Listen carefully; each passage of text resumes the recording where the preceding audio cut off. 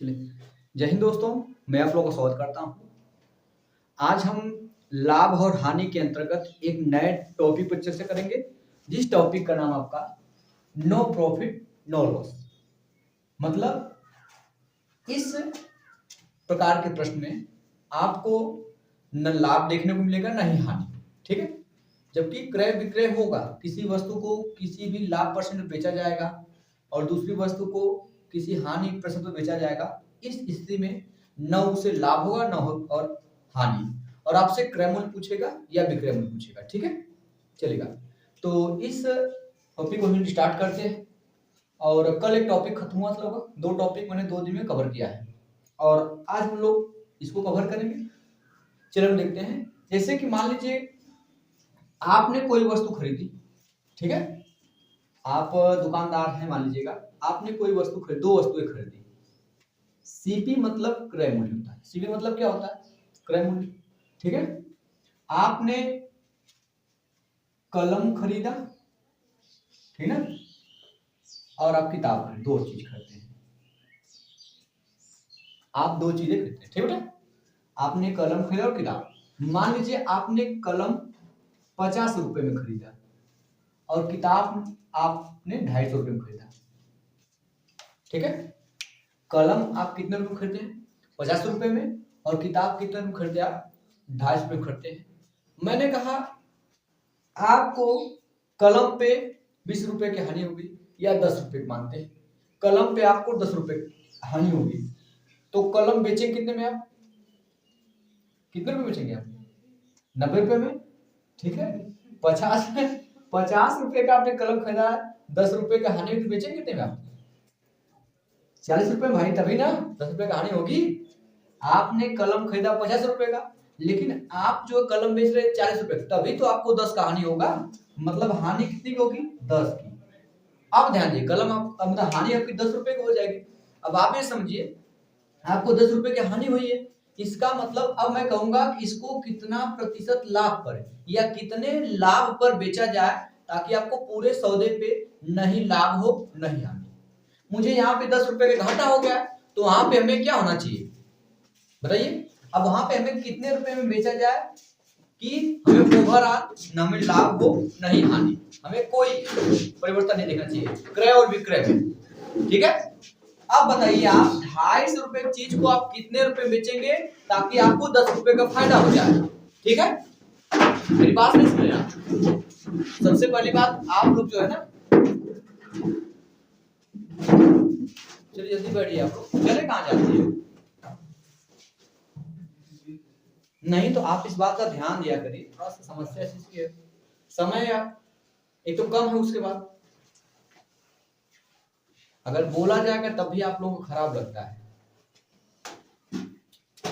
1 घंटा नहीं हुआ आप लोगों क्लास, तो आपको प्यास लग गई, 1 घंटा भी क्लास नहीं होगा, क्लास डिस्टर्ब हो जाता आप लोगों के आने की वजह से ना। कलम आपने खरीदा 50 रुपए का, किताब खरीदे 250 रुपए का, मेरी बात सुन रहे हैं? और कलम को आपने 10 रुपए की हानि पर बेचा, जबकि टॉपिक का नाम है नो प्रॉफिट नो लॉस। अगर यहां पे हमें 10 रुपए की घाटा हो रहा है, तो मैं यहां पे कितने रुपए के बेचूंगा ताकि मुझे 10 रुपए का फायदा हो जाए? कितना बेचा जाएगा? कितने रुपए का? 260 रुपए का। कभी भाई यहाँ 250 में 10 जोड़ेंगे 260।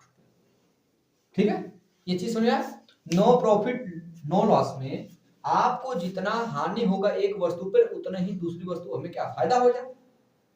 ठीक है, तो इस स्थिति में हमें न लाभ होगा ना ही क्या होगा हानि। ठीक है, अब एक बार इसको चेक करते हैं सही बात की नहीं से। अच्छा, आपने कुल टोटल क्रय निकाली, कुल क्रय क्या निकालेंगे आप? कुल क्रय। कुल क्रय, कुल क्रय कितना बेटा? 50 रुपए कलम खरीदा था आपने और 250 रुपए का कितना क्या खरीदा था आपने? किताब। कुल कितना क्रय हो गया? 300 रुपया हुआ, हुआ कि नहीं हुआ? कुल हमारा 300 रुपया लग गया। लेकिन हम कुल विक्रय निकालते हैं, कितना हमने बेचा है, कुल विक्रय क्या निकालेंगे? कुल विक्रय बेचा कितने 40 रुपए ये बेचा है कलम आपने 260 रुपए के 40 और 260 कितना होगा 300 रुपए होगा। तो यहां से कंसेप्ट क्या निकल के आ रहा है कि जब आपको किसी भी सौदे पर मतलब दो प्रकार के आपने सौदा लिया है, एक सौदे पे आपको घाटा हो रहा है, एक सौदे पे फायदा हो रहा है। इस स्थिति में अगर कंडीशन कर दिया कि आपको टोटल न लाभ हो रहा है नहीं क्या हो रहा है हानि हो रहा है, इस स्थिति में आप देखेंगे कि भाई हमें ऐसी स्थिति कब उत्पन्न होगी न लाभ होगा न हानि। मैंने 10 रुपया की चीज लेके आया 10 रुपया के बेच दिया तभी ना ऐसी स्थिति उत्पन्न होगी। मतलब इस स्थिति में क्रय मूल्य विक्रय मूल्य के क्या होना चाहिए बराबर, तभी तो ऐसा होगा। इसके एक यहां से एक ये कंक्लूजन निकल के आया कि जब हम लोग कुल जो सीपी होगा, कुल सीपी मतलब कुल क्रय मूल्य किसके बराबर होना चाहिए कुल सेलिंग प्राइस की। मेरी बात सुनाई सुनाई, जितना का एक वस्तु पे लाभ होगा उतना का ही दूसरे वस्तु में क्या हो जाएगा हानि, तभी तो ऐसा होगा कि हमें नहीं लाभ होगा नहीं क्या होगा हानि। मेरी बातें क्लियर हुई ठीक है। आप देखिए एक आपके सामने प्रश्न मैं लेता हूं उसके बाद उसके माध्यम से समझा रहा हूं ठीक है। इसको नोट करने की जरूरत तो नहीं है ठीक है चलेगा। अब जैसे मैंने आपके सामने एक प्रश्न दिया,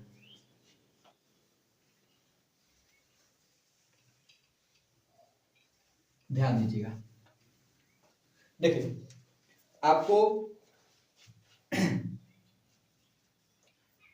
पहला प्रश्न आपको स्क्रीन पे दिख रहा होगा, सचिन ने 18,000 रुपए में दो पुराने स्कूटर खरीदे 18,000 रुपए में, दोनों 18,000 रुपए में है, मतलब दोनों का क्रय मूल्य कितना 18,000 रुपए। आगे कहा कि एक को 25% लाभ तथा दूसरे को 20% हानि पर बेचने से, एक पर 25% का लाभ हो रहा है, एक पर 20% की क्या हो रही है हानि हो रही है। हानि पर बेचने से उसे कुल मिलाकर न लाभ होता है और न ही हानि। ठीक, स्कूटर के अलग अलग क्रय मूल्य क्या कीजिए, स्कूटर के अलग अलग क्या निकालना क्रय मूल्य निकालना। सबसे पहली बात दो स्कूटर है, मान लीजिएगा पहला स्कूटर आपका यक्स है और दूसरा स्कूटर क्या है, दूसरा स्कूटर आपका वाई मान लीजिएगा। तो भाई ए पे जितना लाभ होगा उतना वाई पे सॉरी एक्स पे जितना लाभ होगा वाई पे उतना क्या हो जाएगा हानि। तो लाभ बराबर क्या होगा हानि, ए पे हुआ लाभ बराबर बी पे हुआ हानि, सॉरी एक्स पे हुआ लाभ बराबर वाई पे हुआ हानि। तभी ना ऐसा कर अभी निकाल दिखाया क्रय बराबर विक्रय, या जितना का लाभ होगा उतना उधर क्या हो जाएगा हानि। तो ये समझेगा। तो एक्स पहली वस्तु मानते एक्स रुपए की थी, पहला स्कूटर एक्स रुपए था, उस पर 25% का हुआ लाभ, एक्स का 25% निकालते हैं तो इस पे जो लाभ हुआ रहेगा, वाई पर 20% हानि हुई तो वाई पे 20% हानि निकाल लीजिएगा। इस पे जितना का लाभ हुआ उतना ही वाई पे क्या होगा हानि। दोनों चीजें क्या हो जाएंगी बराबर, दोनों बराबर होंगे बेटा तभी तो ऐसा होगा। यहां से प्रतिशत चला जाएगा, ये जाएगा नीचे, जाएगा नीचे, ये आएगा इधर। एक्स और वाई का अनुपात निकाल लीजिए, ये आपका एक्स है, नीचे क्या हटाएगा वाई, ये वाला वाई, ये जाएगा 5, जब नीचे जाएगा तो काट के लिखिए 5 सॉरी 25 5 से कटेगा और 20 भी 5 से कटेगा, तो 5 चौका ये 4 हो जाएगा, ये आएगा नीचे तो काट देंगे 5 25।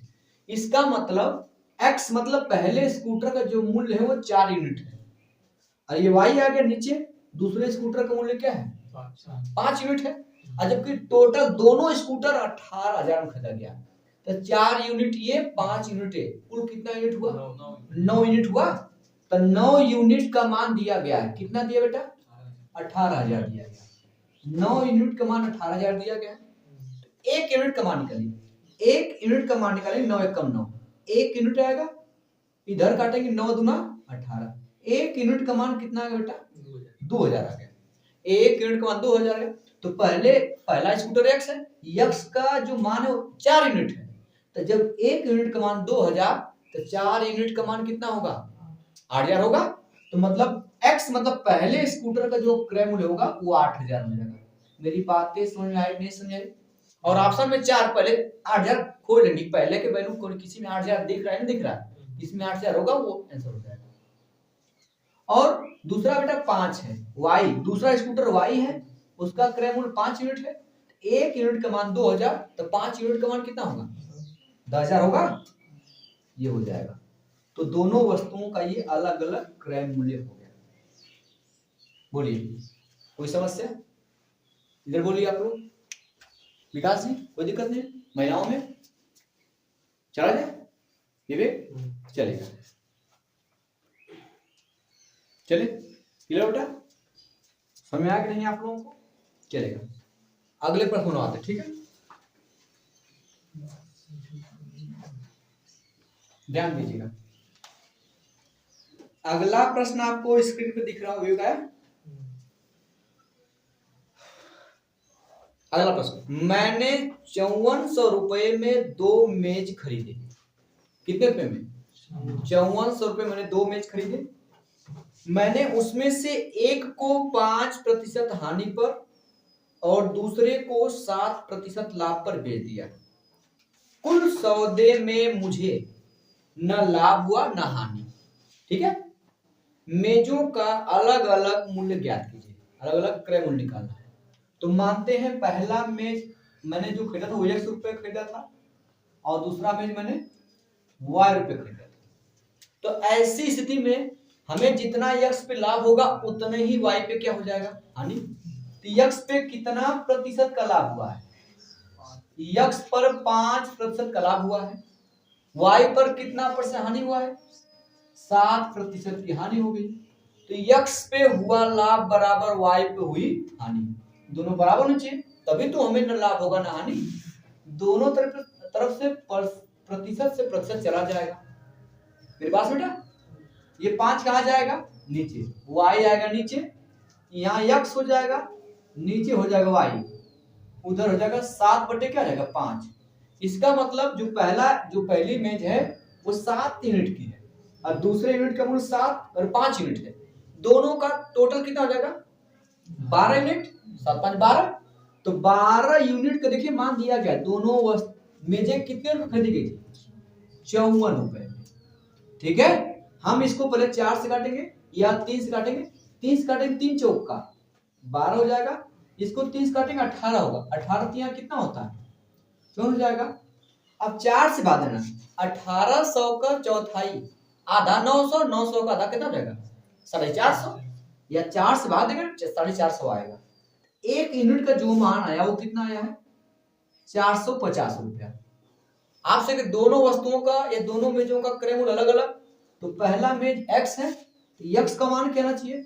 7 यूनिट है, 7 का गुणा कर दीजिए आप, 7 पंजे 35 हासिल 3, 7 छंग 42 और 42 3, अरे सॉरी 7 पंजे 35, 7 28, 28 3, 31 से 0।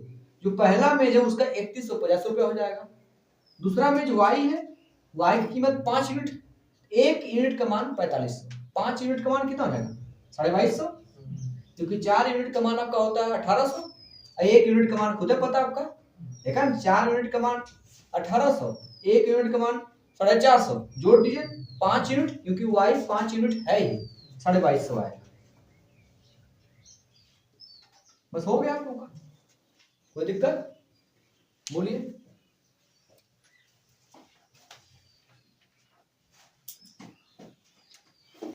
चलिए आगे देखेंगे, आगे चले हम लोग। अब हल्का सा लेवल, इस टाइप का प्रश्न बेटा कर लोगे ना, अब हल्का सा लेवल में परिवर्तन कर दे रहा, हल्का सा, ठीक है? ध्यान समझिएगा, इधर देखिए भाई साहब, जब तक कंसेप्ट समझे नहीं समस्या बनी रहेगी। अगला प्रश्न आपको स्क्रीन पर दिख रहा होगा। शशि 5000 रुपए की दर से 2 वस्तुएं बेचता है। दर से का मतलब समझ रहे हैं, इतना के रेट से मुझे कोई चीज मिला, मतलब एक की बात हो रही हो। दर मतलब बेटा एक ही बात होती ना, पास में का शशि 5000 रुपए की दर से, मतलब हर एक वस्तु की बात हो रही है, ठीक बेटा? दर से 2 वस्तुएं बेचता है, मतलब पहली वस्तु वो 5000 बेच रहा है तो दूसरी वस्तु भी कितने हजार बेच रहा है वो। दर का मतलब बात मेरी समझ के लिए आप ताक रहे थे, जिससे लग रहा है कि मैं कुछ अजीब चीजें कह रहा हूं। इतनी की दर से कोई वस्तु बेची जाती है, मतलब हर एक वस्तु उतने में बेची जा रही है। मेरी बात क्लियर हो रही है? नहीं समझ आ रही है? ठीक है। जैसे आप जाते हैं तो आप कहते हैं किस रेट से दिए, तो रेट मतलब 1 किलो का या एक वस्तु की बात होती है ना, तो वही करा है कि 5,000 रुपए के रेट से दर से वो बेचता है दो वस्तुओं को। दोनों वस्तुओं को कितने रुपए बेच रहा हूं? 5,000 रुपए बेच रहा है, समझा ना? पूरे लेन देन में ना तो हानि होती है ना ही लाभ होता है, समझ जाइएगा। पूरे लेन देन में नहीं हानि हुई नहीं का लाभ हुआ। यदि एक वस्तु 16.2% की हानि पर बेची गई, यदि एक वस्तु 16.2% की हानि पर बेची गई तो दूसरी वस्तु कितने प्रतिशत लाभ पर बेची गई? तो दूसरी वस्तु कितने परसेंट लाभ पर बेची गई, ये आपसे पूछ रहा है। ठीक, पहली वस्तु हानि हो गई तो दूसरी वस्तु को हमें लाभ पर बेचना पड़ेगा, तब तो हमें मेंटेन होगा। तो कि हमें जो पहली वस्तु है वो कितने प्रतिशत हानि पर बेची गई है? 16.2% इसका मतलब होता क्या है? 16 तिया 48 2 50 50/3 होगा। इसका मतलब हो जाएगा प्रतिशत, प्रतिशत मतलब 1/100। 50 से कम 50, 50 दूना 100, ऊपर 1 हो गया, नीचे कितना हो गया? 6 हो गया। अगर पहली वस्तु, ये पहली वस्तु बात नहीं कर, पहली वस्तु पर उसे हानि हो रहा है, मतलब 6 रुपए की चीज पर 1 रुपया क्या हुआ? घाटा हुआ। इसका मतलब पहली वस्तु का अगर कास्ट प्राइस 6 रहा होगा तो सेलिंग प्राइस कितना रहा होगा? आप बताइए। 5 रुपया रहा होगा। मेरी बातें समझ आई? इसमें इतना समझ में आया? इसको हटा देगा, ठीक है। तो इसका मतलब आप समझेगा, यहां बसेगा। दूसरी वस्तु, एक बात हमें ये चीज कह दिया है कि दोनों वस्तुओं को 5,000 की दर से बेच रहा है, तो दोनों का विक्रय मूल्य क्या होगा? सेम। मेरी बात समझ रहे बेटा? इसका मतलब कि पहले वस्तु पे मुझे 1 रुपए का घाटा हुआ है, पहली वस्तु पे मुझे 1 रुपए का क्या हुआ? घाटा हुआ। इसमें कह रहा है कि सेलिंग प्राइस दोनों का सेम है, दोनों वस्तुएं 5,000 बेची जाती हैं। इसका मतलब यहाँ यूनिट में, तो यूनिट में लेंगे हम लोग। तो पहली वस्तु अगर 5 यूनिट में बेची गई तो दूसरी वस्तु भी कितने यूनिट में बेची गई होगी? दूसरी वस्तु भी 5 यूनिट में बेची गई होगी। अगर पहले वस्तु पे मुझे 1 का घाटा हुआ है तो दूसरे में मुझे 1 का क्या होना चाहिए? फायदा। अब मैं कितने रुपए का खरीदा रहूंगा कि 5 में बेचूंगा तो मुझे का फायदा होगा? यहाँ 4 होगा तभी बेटा ना, तभी नहीं। मेरे पास सुनेगा, 4 की चीज 5 में तभी नहीं का फायदा होगा, क्योंकि मुझे ऊपर 1 का घाटा हो रहा था तो नीचे मुझे 1 का फायदा कराना पड़ेगा। अब 4 पे मुझे फायदा होगा 1, ठीक बेटा। तो फायदा होगा 1 का कितने पर? 4 पर। हमेशा नीचे क्रय मूल्य रखा जाता है। 1/4 कितना प्रतिशत? आप कहे बोल रहे हैं भाई? 100 से गुणा करिएगा, 100 से गुणा करेंगे तो ना प्रतिशत में होगा। 4 से 100 को काटेंगे तो 25 आ जाएगा। तो मतलब 1/4 होता है 25%। तो दूसरी वस्तु को वो 25% के लाभ पे बेचेगा, तब जाके दोनों चीजें बराबर होंगी। क्लियर होगा? अब सही है? आपका मैम कहाँ था, कहाँ गलत था? बोलेंगे नहीं है। चले हो आगे चला जा। चलो बेटा देखिए, मेरी बात ध्यान समझिएगा। अगला प्रश्न आपको बोर्ड पे दिख रहा होगा। एक व्यक्ति 2 वस्तुओं में से, ध्यान दीजिए इधर, एक व्यक्ति 2 वस्तुओं में से प्रत्येक को 2,695 रुपए में बेचता। दोनों वस्तु प्रत्येक को मतलब हर एक को 2,695 रुपए में बेच रहा है। इसका मतलब क्या चीज सेम दिया गया है? विक्रय मूल्य सेम दिया गया बेटा। आगे चलिए। उसने पहले वस्तु को 18.75% के लाभ पर बेचा। पहले वस्तु को 18.75% के लाभ पर बेचा। ज्ञात कीजिए उसे दूसरी वस्तु को कितने प्रतिशत हानि पर बेचना पड़ेगा यदि कुल लेन देन में न तो कोई लाभ न कोई हानि, पूरे लेने में न कोई लाभ न कोई हानि। ठीक, दो वस्तुओं को समान प्राइस पे बेच रहा है, हो गया। तो पहली वस्तु कितना बेटा हानि बेच रहा है, लाभ पर। पहली वस्तु को 18.75% के लाभ पर बेच रहा है, लाभ पर बेच रहा बेटा। सोचिए, अब इसको फ्रैक्शन बदलिए, फ्रैक्शन मतलब बटा। जैसे ना कुछ चीजें ऐसी होती है बेटा कि जैसे आप कभी एक बार देखे रहेंगे, जब दोबारा देखेंगे तो उसको पहचान जाएंगे, है ना। दिमाग में आ रहा है, जैसे मैंने यहाँ से क्या 3 कॉमन कर लिया, 3 गुणे 3 कॉमन करेंगे, 3 छक 18 हो जाएगा, अब 75 हो जाएगा 25 बार में प्रतिशत। अगर ध्यान देखें तो यही है। आप कहेंगे आपको कैसे पता, क्योंकि मैंने इसको पहली बार आपसे बताने से पहले मैं बहुत बार इसको देख चुका, इसलिए मुझे समझ आ रहा है कि नहीं ये 18.75% आया, तो ये होता 3 कॉमन कर लेंगे तो 3 छक 18 हो जाएगा, और 3 गुना का 6 3 मुझे 15 है कि नहीं है। अभी कल मैंने बताया था इसका फ्रैक्शन वैल्यू क्या होता है, 6.25 का फ्रैक्शन वैल्यू क्या होता है, 1/16। कितना होता है 1/16, ये 3 का गुणा हो जाएगा तो क्या निकल के आएगा 3/16। मेरी बातें सुनिए कि सुनिए, ठीक है। यहाँ पे पहली वस्तु मैं लिख दे रहा हूँ, यहाँ पे दूसरी वस्तु लिख दे रहा हूँ, यहाँ पे कॉस्ट प्राइस लिख रहा हूँ, यहाँ पे सेलिंग प्राइस। तो पहली वस्तु पे लाभ हो रहा है, मतलब 16 पे हमें 3 का लाभ हुआ। अगर 16 इसका क्रय मूल्य होगा तो विक्रय मूल्य क्या होगा बेटा, आप बताइए। हे ईश्वर, अब इनकी आत्मा को हम समझे, क्या समझ नहीं आ रहा, हमको लाभ हो रहा है भाई, तो 16 पे 3 का लाभ हुआ, तो 16 की वस्तु खरीदी गई तो बिकी कितने में होगी, कहाँ बुद्धि आपका है, 19। और दोनों का सेलिंग प्राइस सेम दिया गया, विक्रय मूल्य सेम है, तो दूसरी वस्तु का विक्रय मूल्य कितना होगा, 19 रुपया होगा ना, या 19 यूनिट होगा। तो यहाँ पे मुझे 3 का लाभ हुआ है, तो यहाँ पे मुझे क्या होना चाहिए 3 की, यहाँ पे 3 का फायदा होगा। तो यहाँ आप बताइए बेटा, यहाँ पे हम क्या रखें कि 19 रुपए में बेचेंगे तो 3 का हमें घाटा होगा। मत कोई बोले, कोई नहीं बोलेगा, बोलिए 16 होगा ना, मेरी बातें क्लियर यहाँ तक सही है। यहाँ 16 लिख, कितना लिखेंगे बेटा 16 हो जाएगा 16। तो 16 की वस्तु पर 3 का घाटा हो रहा है, तो इसको प्रतिशत में बताना है, तो घाटा हो रहा है 3 का, कितने पर 16 तक।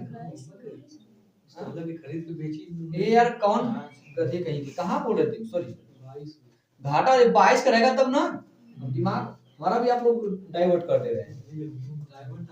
नहीं आप नहीं, मैं उनकी बात सुन रहे, तो 22 की वस्तु रहेगी तभी तो 19 की बिकेगी, तो 3 का घाटा होगा। तो यहाँ पे 22 की वस्तु रहेगी, 22 शांत हो जाए, आप लोग बतिया रहे सिर्फ दिमाग डिस्टर्ब होते हैं। 22 की वस्तु रहेगी, जब 19 पे बिकेगी तभी आपका 3 का क्या होगा घाटा होगा, तो 3 का घाटा हो कितने पर 22 पर।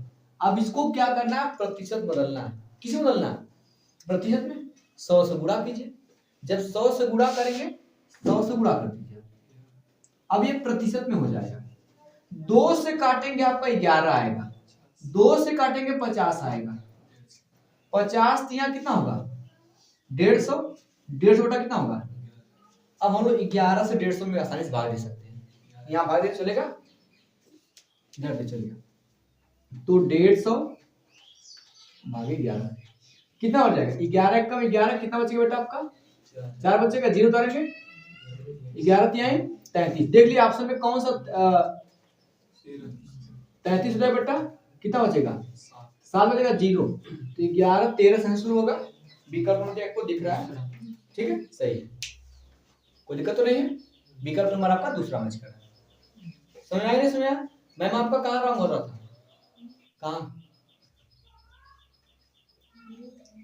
कहाँ पर गलती हो रही थी, इधर आप लोगों का विवेक जी, अच्छा जो आपके तो मुझे भी करवा दीजिए आप, ये ना अच्छा चलिए ठीक है, और आप लोगों तो मुझे मेरा भी गलत करवा दीजिए, ठीक है। आपका विकल्प नंबर जो है दूसरा सही है, ठीक है 13 से स्टार्ट हो रहा है।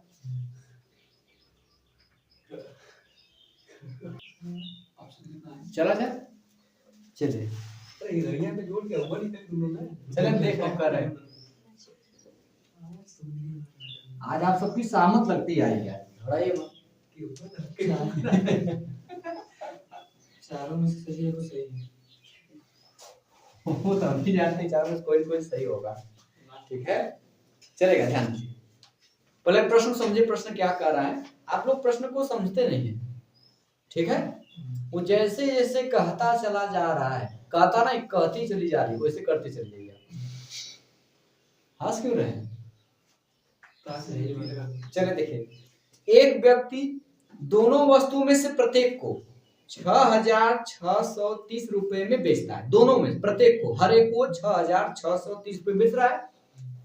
पहली वस्तु में उसे 27.5% का लाभ हुआ। पहली वस्तु में उसे 27.5% का लाभ हुआ।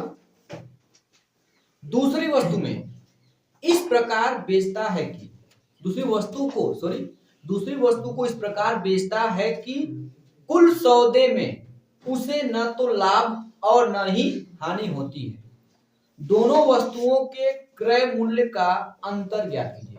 क्रय मूल्य का अंतर निकालना है। तो पहली वस्तु को 27.5% के लाभ पर बेच रहा है। कंसेप्ट आप समझ ही नहीं रहे हैं। पहले वस्तु को 27.5% के लाभ पर क्या बेच रहा है, तो आप पहले समझिए 27.5% का मतलब फ्रैक्शन, इसका वैल्यू कितना, फ्रैक्शन वैल्यू, इसको भिन्न में कितना लिखा जाएगा। अच्छा, इसको लिख सकते हैं 27.5 को लिख सकते बेटा 25% प्लस कितना प्रतिशत, 2.5%। मैंने प्रतिशत का क्लास लिया हुआ है, ठीक है, ऊपर दिख रहा, एक मिनट, सॉरी, 27.5% बेटा दिख रहा है, चलेगा।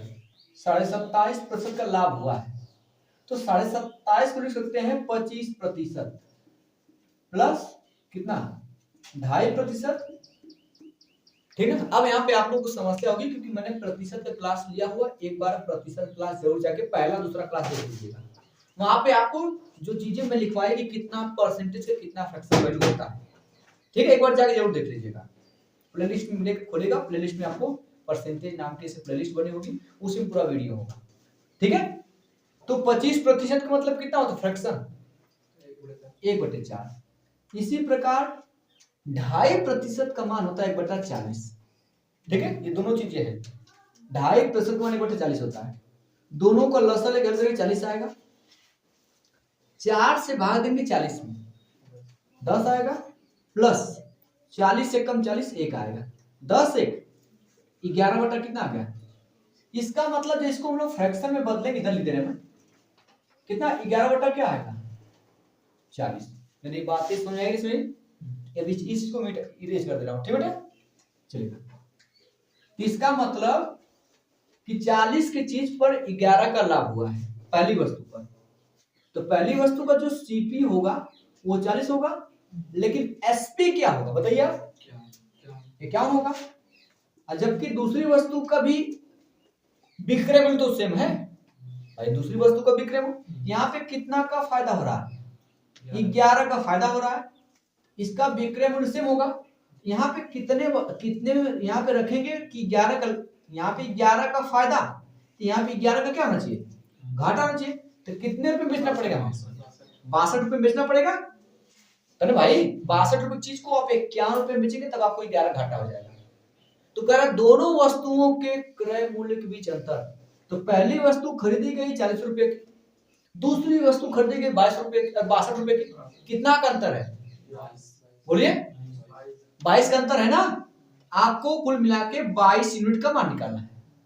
22 कटता किससे, 11 से, 11 का मल्टीपल चेक कर लेंगे। अब ध्यान दीजिएगा, पहला ऑप्शन देखिए दिख रहा होगा 26-40, दूसरा ऑप्शन 28 से हो जाएगा, तीसरा ऑप्शन 27-60, चौथा ऑप्शन 28-60। 11 का मल्टीपल कौन है देखिएगा, सम स्थान पे अंकों का योग माइनस विषम स्थान पे अंकों का योग, ये 11 से विभाज्यता का नियम है। सम मतलब देखिए पहले, विषम मतलब पहले और चौथे तीसरे, पहला तीसरा योग कितना आ रहा है 6 माइनस पहला तीसरा, दूसरा चौथा कितना आ रहा है 6 अगर 0 मतलब ये भी 11 से कटेगा। एक आंसर आपका ये हो सकता है, ठीक है, ये आंसर आपका हो सकता है। इधर आइए 8 5 13 और 0 2 13 2 का अंतर कितना है 11, ये भी कट रहा है। इसका मतलब 11 से कई ऑप्शन कटेंगे।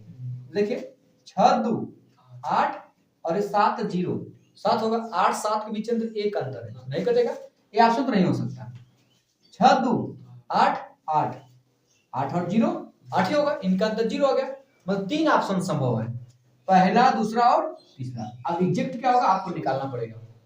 ठीक, तो 22 यूनिट का मान निकालना है। 22 यूनिट का क्या निकालना है, इसमें आप इसको 60 मतलब काट सकते हैं। क्यों काट सकते हैं, क्योंकि 22 में शामिल 11 और 2 11 होगा, तो जो भी ऑप्शन होगा 2 से भी कटना चाहिए, ये तो विषम आ गया, ये नहीं हो सकता। अब ये दोनों बच गए दोनों, आपको निकालना पड़ेगा। कुल मिला के 22 यूनिट का मान निकालना है। तो सबसे पहले जो दिया गया, कितने रुपए बेच रहा वस्तु को 6600, किसका मान दिया गया 51 का मान दिया गया है, 51 यूनिट का मान दिया गया है। इसीलिए आप लोगों को समझ नहीं आता, पीछे बताते चीजें आप समझने का प्रयास नहीं करते हैं। सड़क पर जाते हैं, लिखा होता है सावधानी हटी दुर्घटना घटी, यहाँ पे नजर हटी दुर्घटना घटी, समझिएगा। यहाँ पहले देखिए, तो सेलिंग प्राइस एक वस्तु का तो दिया गया है, मतलब जो दिया गया 6630, ये कितने यूनिट का मान दिया गया है 51 यूनिट का मान दिया गया है। आपसे पूछा कितने यूनिट का मान, इनके बीच अंतर मतलब 22 यूनिट का मान। इसे काट के हल कर लीजिए। पहले लास्ट में क्या आएगा 0 0 आएगा, इकाई मिलाइए, 3 दूना के 6, 3 दूना के 6, 1 से हमें 6 तक पहुंचना है। 1 में कैसे गुणा करेंगे 6 आ जाएगा 6, तो लास्ट में जो विकल्प होगा लास्ट में 6 होगा 60 होगा। ये नहीं कौन है, ये है, ये कट जाएगा, विकल्प कट जाएगा, करके देख लीजिए। मेरी बात सुना बेटा, देखिए इकाई मिलाई। अब इतना काटेंगे पीटेंगे समय लगेगा ना, इसमें 0 आएगा, 0 मैंने दिया, 3 दूना के 6, ऊपर 6 आ गया, नीचे 1 है। अब ये सोचना पड़ेगा कि 1 में मैं किस नंबर से गुणा करूंगा कि 6 आ जाए। तो एक नंबर 6 है, 6 से गुणा करिए, मतलब 6 लिख दीजिए, लास्ट में 60 होगा, लास्ट में 60 इसमें। ठीक है, सीधे बैठ जाइए आप, कौन से काम। मेरी बात सुनाई, इस प्रकार आप जवाब देंगे। ठीक है, ठीक है, चला जाए। ठीक है, और जो इकाई अंक वाला है ये भी संख्या पद्धति में मैंने पढ़ाया हुआ है, आप जाके वहां से इस वीडियो को देख करके ये चीजें सीख सकते हैं। ठीक है, अब चीजें सारी चीजें आपको YouTube पे मिल जाएंगी, वहां से आप एक बार जरूर देख लीजिए, क्योंकि जो संख्या पद्धति है बहुत मतलब मस्त चैप्टर भी है, और इसमें इकाई अंक निकालना मैंने बताया है, पहचाना भी बताया किस तरह से, सब चीजें वहां से एक बार देख करके वीडियो, तब इसको देखेंगे तो और क्लियर होगा। ठीक है, चलेगा, इसको इरेज करते फिर आगे चला जाए। ठीक है,